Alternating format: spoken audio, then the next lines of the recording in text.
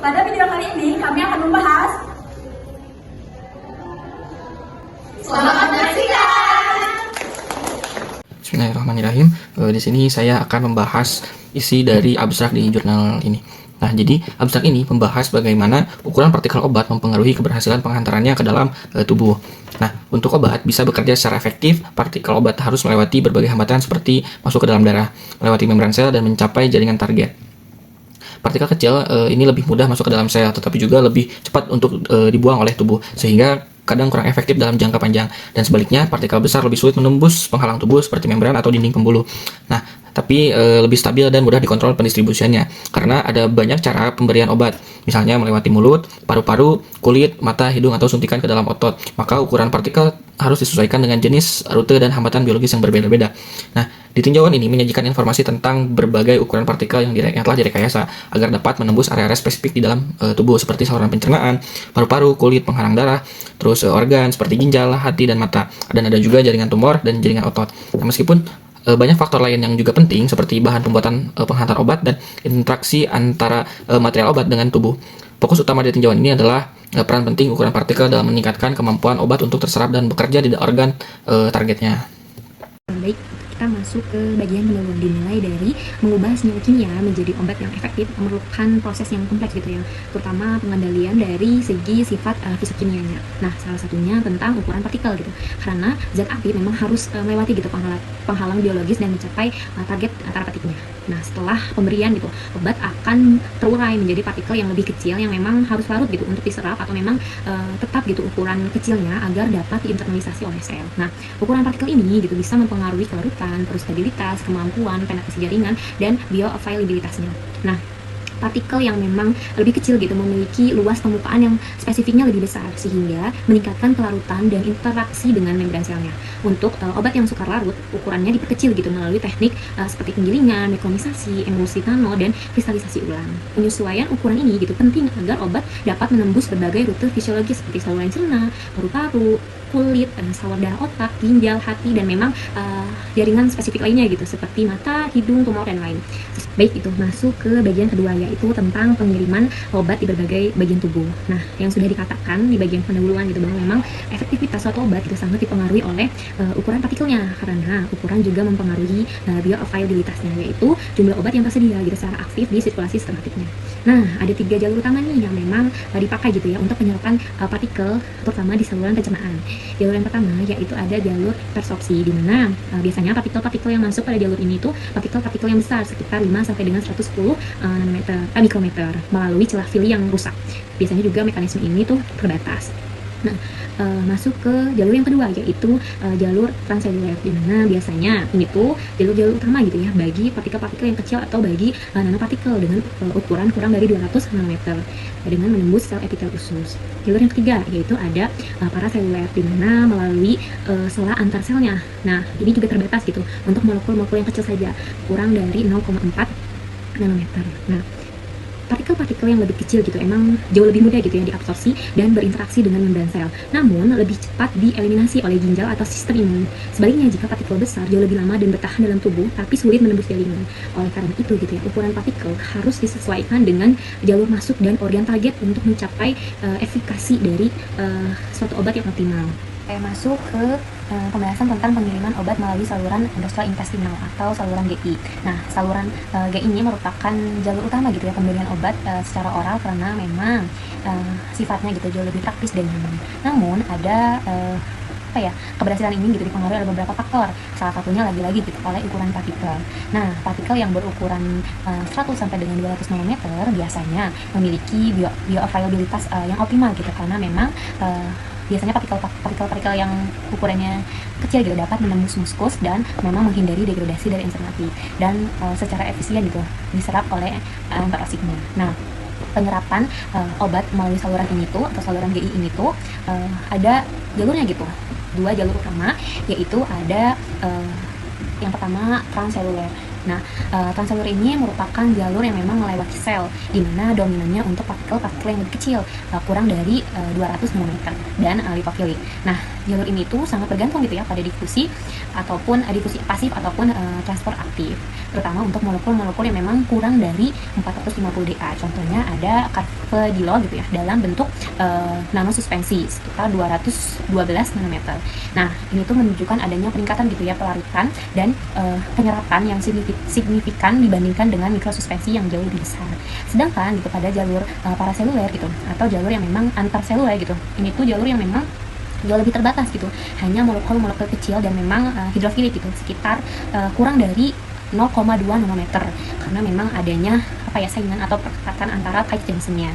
Tetapi selain jalur utama gitu ya, terdapat juga jalur alternatifnya gitu, yaitu ada persopsi gitu, yaitu masuknya partikel yang besar gitu melalui pili usus yang rusak gitu ke sistem sirkulasi, walaupun memang sangat terbatas gitu. Nah, yang kedua yaitu ada sitopensis, di mana ini tuh berupa pinositosis oleh enterosit juga. Tetapi ini juga hanya terjadi dalam jumlah yang kecil gitu, atau memang jarang gitu ya. Nah, selain ukuran gitu ya, muatan partikel gitu juga sangat berperan penting gitu, terutama partikel yang netral atau yang bermuatan negatif gitu, yang dilapisi dengan PEG biasanya jauh lebih mudah gitu menembus mukus dibandingkan dengan partikel-partikel yang memang bermuatan positif. Nah, adanya penggunaan sistem pengantaran seperti mesoporous silica nanoparticles atau MSNS ini juga terbukti gitu ya meningkatkan stabilitas dan bioavailabilitas obat secara signifikan. Selain itu juga ada surfaktan gitu seperti sodium dedosil sulfat, di mana ini tuh dapat membuka tight junction gitu untuk meningkatkan absorpsi paraseluler, namun memang ini tuh menimbulkan resiko toksisitas. Nah, dari penjelasan keduanya gitu ya, memang secara demikian gitu pemilihan partikel dan jalur absorpsinya dan strategis formulasinya memang sangat menentukan gitu ya keberhasilan penghantaran obat gitu secara oral melalui saluran pencernaan kayak gitu. Saya akan menjelaskan bagaimana pengaruh ukuran partikel terhadap proses penyerapan obat di organ otak, kulit, dan paru-paru.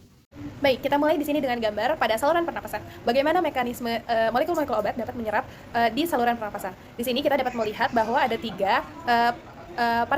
ukuran partikel yang dapat menembus saluran pernapasan.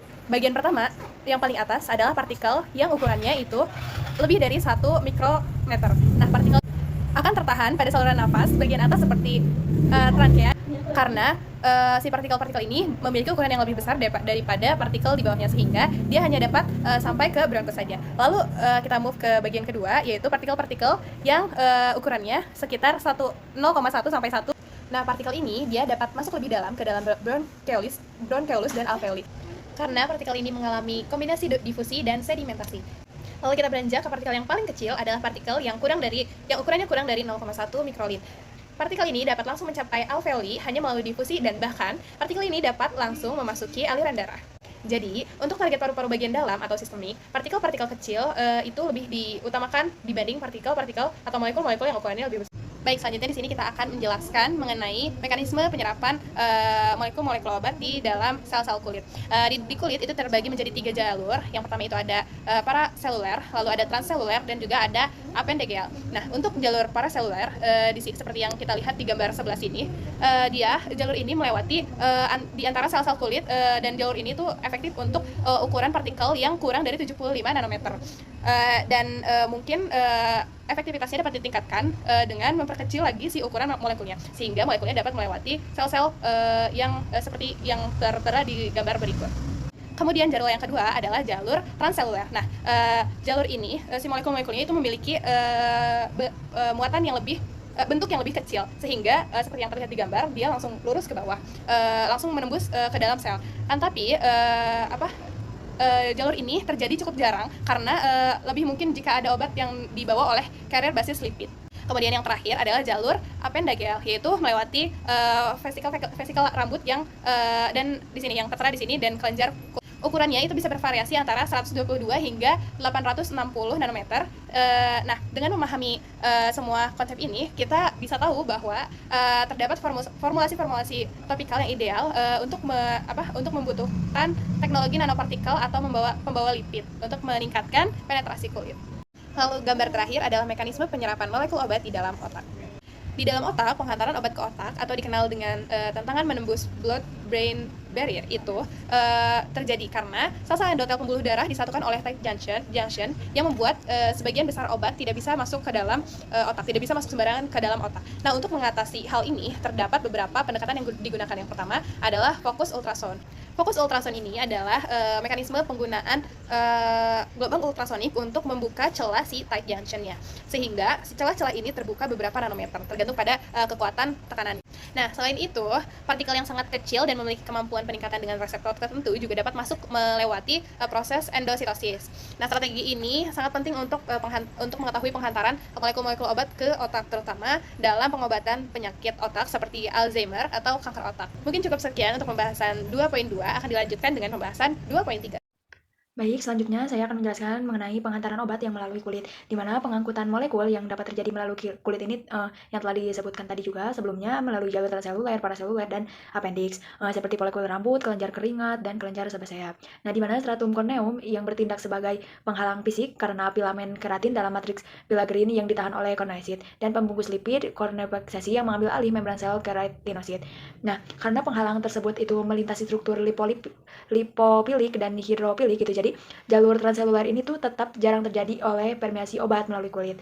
Nah, sementara itu jalur paraseluler ini memiliki celah 75 nanometer dan akan memungkinkan molekul nonpolar dengan berat molekul kurang dari 500 Da dan log P itu untuk berdifusi melalui jalur tersebut gitu. Nah, mengingat dari tantangan yang ada gitu dalam pengangkutan zat yang melintasi kulit, di mana pembawa koloid ini tuh berbasis lipid yang memiliki kesamaan struktural dengan yang menyusun sebuah lapisan epidermis, yang mana dapat digunakan untuk permeasi obat melalui kulit ini.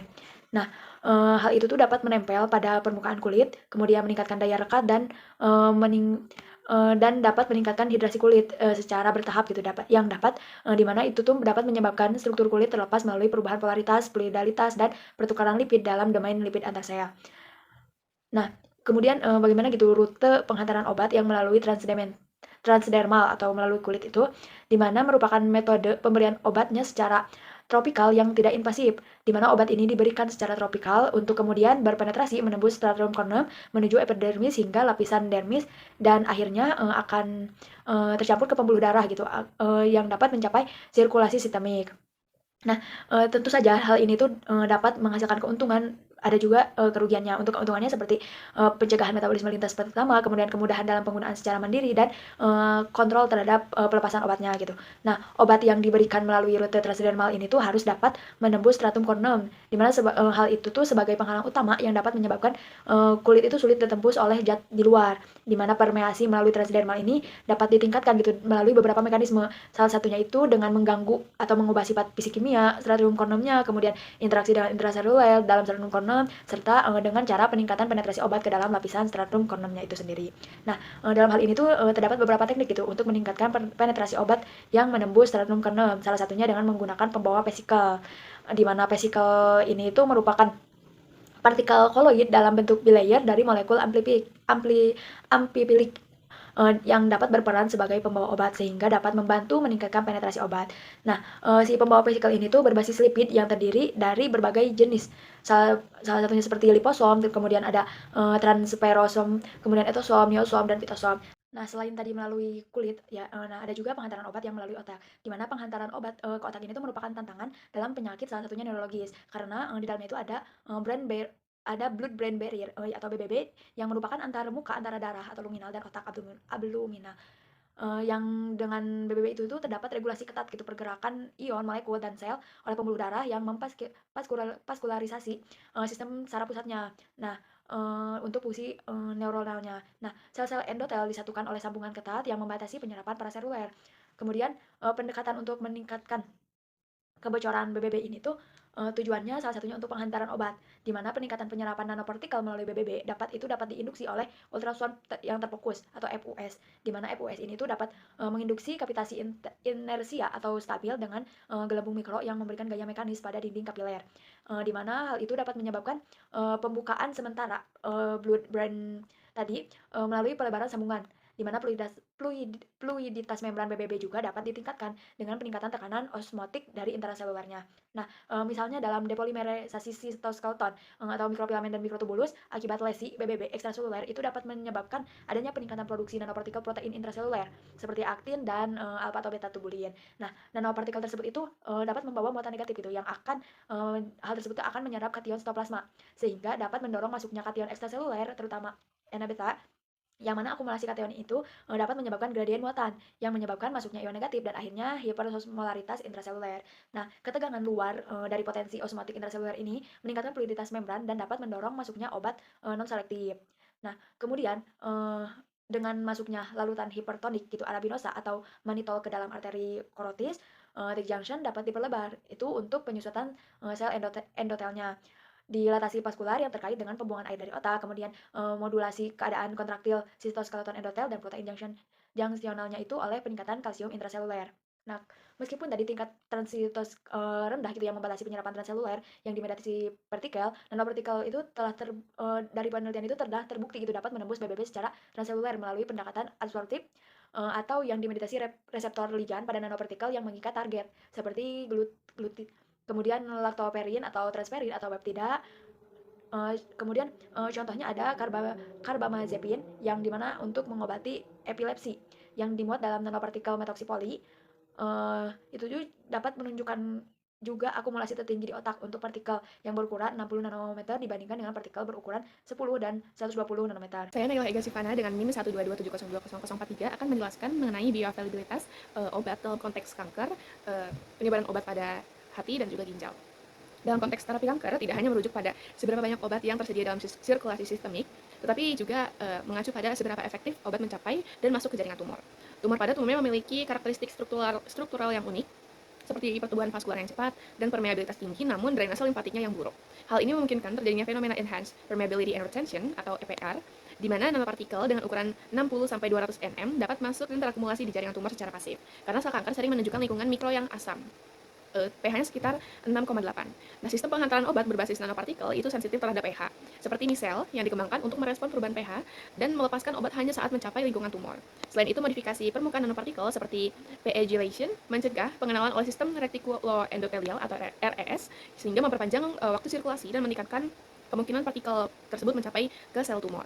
Nah, bioavailabilitas ini juga ditingkatkan melalui mekanisme active targeting, di mana ligan seperti asam folat, peptida, RGD, dan antibodi itu ditambahkan ke permukaan partikel untuk mengenali reseptor spesifik yang diekspresikan berlebih pada sel kanker. Efektivitas sistem ini itu bergantung pada partikel, karena partikel yang berukuran besar sekitar lebih dari 400 nm itu tidak dapat menembus pori vaskular tumor. Sementara partikel yang sangat kecil, kurang dari 10 nm, itu dia dapat dieliminasi melalui ginjal. Oleh karena itu, desain ukuran optimal biasanya antara 100 sampai 20 nm. Lalu selanjutnya setelah akumulasi di jaringan tumor melalui efek EPR, nanopartikel harus menembus matriks ekstraseluler tumor dan memasuki sel kanker untuk melepaskan muatan obat. Penetrasi ini bergantung pada ukuran bentuk dan permukaan nanopartikel.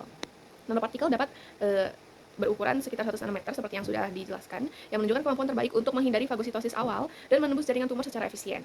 Setelah mencapai permukaan sel kanker, nanopartikel masuk ke dalam sel melalui endositosis yang dimediasi oleh reseptor. Bergantung pada ligan juga yang terikat pada permukaan nanopartikel dan ekspresi reseptor target di permukaan sel. Di dalam endosom atau lisosom, penurunan pH itu sekitar 5-6, yang mana memicu pelepasan obat melalui mekanisme proton sponge atau melalui degradasi ikatan sensitif pH seperti hydrazone. Selanjutnya itu, sistem pelepasan ini juga menjaga stabilitas obat selama sirkulasi sistemik, tetapi memungkinkan pelepasan cepat dan spesifik saat berada dalam lingkungan tumor. Dalam beberapa sistem, ukuran nanopartikel seperti lebih kecil dari 100 nanometer itu dapat memfasilitasi penetrasi lebih dalam ke bagian dalam tumor yang kurang tervaskularisasi. Sebaliknya, untuk nanopartikel dengan ukuran besar yang lebih dari 200 nanometer itu cenderung terperangkap di permukaan tumor, sehingga membatasi efek hanya pada lapisan luar saja. Oleh karena itu, optimalisasi ukuran partikel menjadi strategi krusial tidak hanya untuk akumulasi, tetapi juga penetrasi di dalam tumor.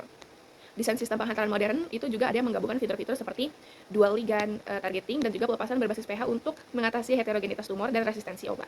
Pemahaman tentang bagaimana ukuran dan struktur nanopartikel mempengaruhi jalur masuk dan distribusi intratumoral yang menjadi penting dalam pengembangan nanomedicine yang efisien untuk terapi kanker. Baik, untuk topik bahasan berikutnya adalah penetrasi atau penghantaran obat di organ hati. Untuk obat yang diberikan secara oral, bioavailabilitasnya itu sebagian besar ditentukan oleh sejauh mana obat diserap melalui epitel usus dan metabolisme lintas pertama atau first pass metabolism di hati. Obat yang diserap di saluran cerna diangkut melalui vena porta langsung menuju ke hati, di mana hati adalah tempat untuk memetabolisme obat sebelum masuk ke sirkulasi sistemik, yaitu suatu proses yang secara signifikan dapat mengurangi bioavailabilitasnya. Senyawa yang bersifat hidrofilik dan terionisasi umumnya memerlukan transportasi melalui pembawa atau carrier mediated, sedangkan senyawa lipofilik dapat berdifusi secara pasif. Tetapi tetap dapat dikenai proses efflux aktif oleh protein seperti P-glycoprotein atau PGP dan MRP2, baik di usus maupun di hati. Mekanisme efflux ini berperan sebagai penghalang dengan memompa kembali obat ke dalam lumen usus atau ke empedu sehingga membatasi penyerapan bersih. Selain itu, enzim metabolik intraseluler seperti sitokrom P450, terutama CYP3A4 dan CYP2E1 dapat memodifikasi obat menjadi metabolit yang lebih mudah diekskresikan. Oleh karena itu, interaksi antara transporter efflux dan juga enzim metabolik menjadi faktor krusial dalam menentukan bioavailabilitas oral suatu obat.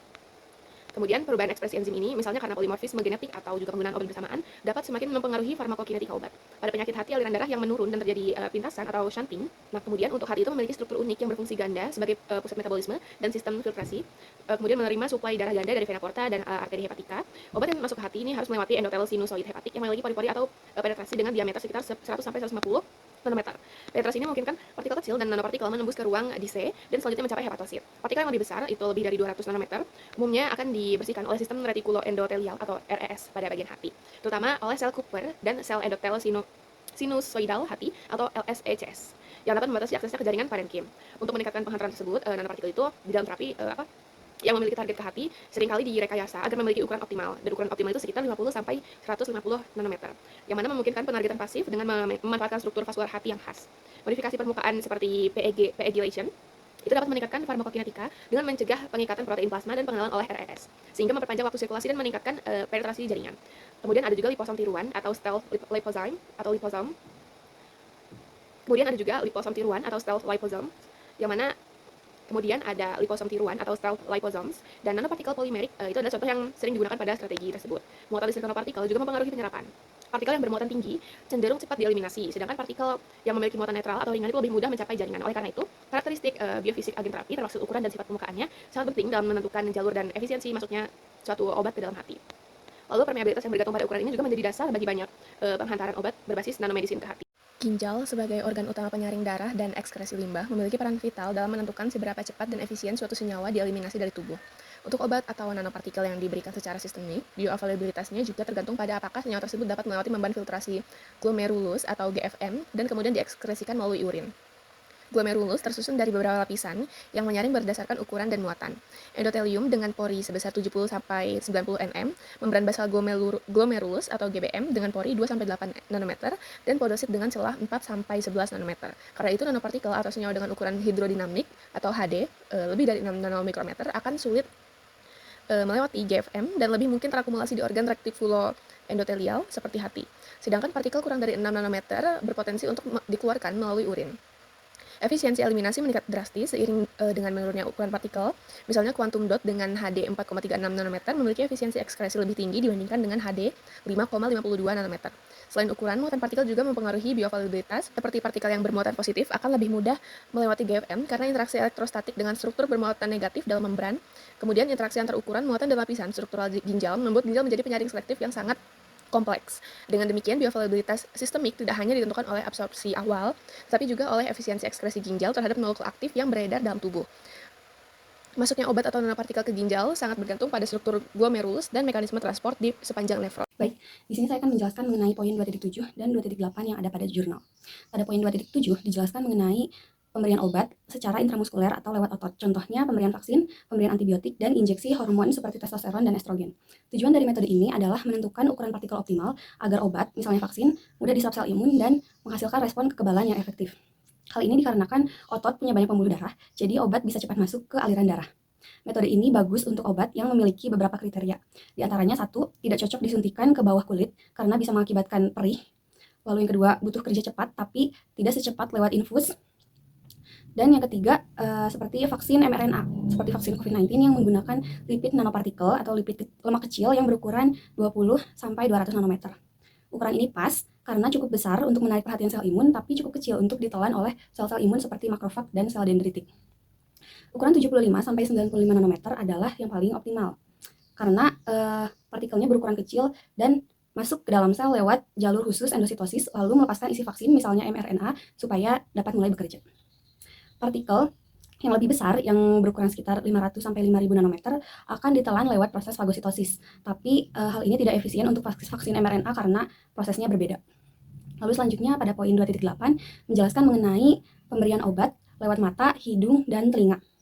Tujuan dari metode ini adalah mengkaji ukuran partikel yang cukup kecil agar bisa menembus barrier anatomi dan meningkatkan penyerapan obat di organ-organ tersebut. Yang pertama pada organ mata. Partikel kecil yang berukuran sekitar 20 nanometer bisa sedikit menembus sklera atau lapisan putih mata. Tapi partikel yang lebih besar tidak bisa. Kenapa? Karena kolagen di sklera punya celah sekitar 300 nanometer, jadi partikel yang di bawah ukuran ini lebih mudah menembus. Tantangannya karena ada banyak barrier di mata seperti lapisan air mata dan aliran darah yang bisa mencuci obat sebelum bekerja. Obat yang partikel kecilnya larut lebih cepat di air mata akan lebih efektif diserap. Yang kedua pada organ hidung. Ukuran ideal untuk obat dalam bentuk mikrosfer pada yang akan disuntikan ke hidung itu sebesar 10 sampai 50 nanometer. Lebih kecil dari itu bisa masuk ke paru-paru dan menyebabkan hal-hal yang tidak diinginkan seperti infeksi. Partikel yang kecil larut lebih cepat, jadi lebih cepat juga diserapnya. Contohnya misalnya citosan, yaitu bahan dari cangkang udang atau kepiting yang bisa membantu obat menempel lebih lama di mukosa hidung dan membuka celah agar sel antar sel supaya obat bisa masuk. Organ yang terakhir yaitu telinga. Pada telinga ini, untuk mencapai telinga bagian dalam, partikel harus menembus membran jendela bundar. Partikel yang bisa menembus dengan baik itu umumnya berukuran lebih kecil dari 200 nanometer. Misalnya liposom. Liposom ini memiliki ukuran 95 nanometer yang paling banyak masuk dibandingkan ukuran yang lebih besar. Supaya obat tidak cepat keluar dari telinga lewat saluran eustachius atau rongga telinga ini, bisa digunakan gel agar obat tetap berada di tempat yang lebih lama. Mungkin sekian penjelasan dari saya, dilanjutkan ke pemateri selanjutnya. Terima kasih. Nah, jadi kesimpulannya adalah ukuran partikel merupakan salah satu faktor kunci dalam menentukan keberhasilan penghantaran obat di dalam tubuh. Ukuran ini mempengaruhi banyak aspek, mulai dari kemampuan formulasi, stabilitas, hingga kemampuan untuk melewati berbagai penghalang biologis seperti saluran pencernaan, paru-paru, kulit, sawar darah ke otak, hati, ginjal, dan lainnya. Partikel berurutan nano atau nanopartikel seringkali menunjukkan keunggulan dalam pelepasan dan penyerapan obat karena luas permukaannya yang besar memungkinkan interaksi lebih efisien dengan membran sel. Namun, terlalu kecil juga dapat menyebabkan eliminasi yang cepat dari tubuh.